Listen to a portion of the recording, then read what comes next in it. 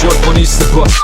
خیلی نرم و ریز باز ریلکس کن نیشه باز اگه گیر داد بگیر روش تیز بگاز جب نده داشتم بذار ببینم چیه داستانش استیل و ببین خود پاسداره دوتا میده قضیه میشه ماسمالش تا که نهایتا دوشم خوابه توی پاسمالش کت نگوه بنده رو عوض کن تو سابقه داری و منو بدتر از تو راست میگی داشتم یادم نبود رپ کردن جرمه همین رپ میرا کردن اکثرا جرم باز تو جب به همه خفن باز میخواد مجب بزنن غمم پای ما باز تو عکس دم حرم باز شواد و تک دم درم بشم صد سر رام بیشک که تلفات میدم مثل برق میانی صد به سلبات میگم منظری هاش میدری من یه بار دیدم گیر کنی توشو با چک و لای کارتون میکشم تخمم صورت حساب همه جوره بکنن که رو من حساب هر جا میرم چشا روم از اون من که صاف حساب ندارم بودم که صافه واسه خاره تکنیم با هودی لج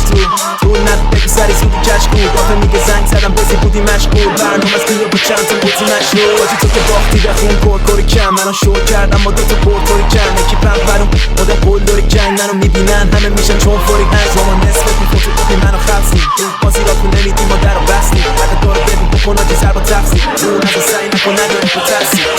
همش داره میه فاز خیابون پس خور نزا شده برد کاسه داهو اجرا رو میبینی میگی داره میگادون من بالا بودم وقتی داشت پای میمانون